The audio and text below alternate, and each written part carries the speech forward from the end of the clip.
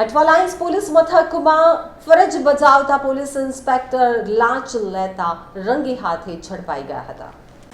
સુરતના અઠવાલાઇન્સ પોલીસ મથકમાં ફરજ બજાવતા પોલીસ ઇન્સ્પેક્ટર લલિત પુરોહિતની બનાસકાંઠા એસીબી દ્વારા 1 લાખ રૂપિયાની લાંચ લેતા રંગે હાથે ઝડપી લેવામાં આવ્યો છે.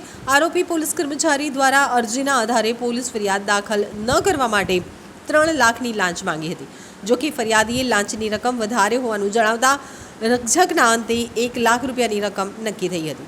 ફરિયાદીએ સમગ્ર ઘટના અંગે એસીબીમાં ફરિયાદ કરતા એસીબીના અધિકારીએ છટકું ગોઠવી અને પીએસઆઈ પુરોહિતને ઝડપી પાડ્યો હતો.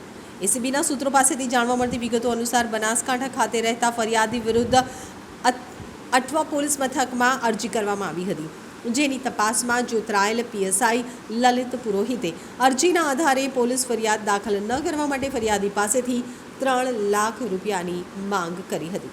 અલબત્ત બંને પક્ષો વચ્ચે ભારે રકઝકના અંતે 1 લાખ રૂપિયાની રકમ નક્કી થઈ હતી. ફરિયાદી દ્વારા 1 લાખ રૂપિયાની લાંચ આપવાને બદલે બનાસકાંઠા એસીબીમાં આરોપી પોલીસ કર્મચારી વિરુદ્ધ જ ફરિયાદ કરવામાં આવી હતી. તો એસીબી પોલીસ દ્વારા પીએસઆઈ લલિત પુરોહિતને રંગે હાથે ઝડપી પાડવા માટેનો ટ્રેપ બચાવવામાં આવ્યો હતો, જેના આધારે ગતરોજ ફરિયાદી 1 લાખ રૂપિયાની લાંચ આપવા માટે આરોપી પીએસઆઈ પુરોહિતને સુરત રેલવે સ્ટેશનની સામે આવેલી બિસ્મિલ્લા હોટલ ખાતે પહોંચ્યો હતો. ત્યાં ફરિયાદી પાસેથી લાંચ લેતા પીએસઆઈ પુરોહિત એસીબીના આ બાદ છટકામાં ઝડપાઈ ગયો હતો. હાલમાં એસીબી દ્વારા આરોપી વિરુદ્ધ પ્રાથમિક ફરિયાદ દાખલ કરી વધુ તપાસ હાથ ધરવામાં આવી છે.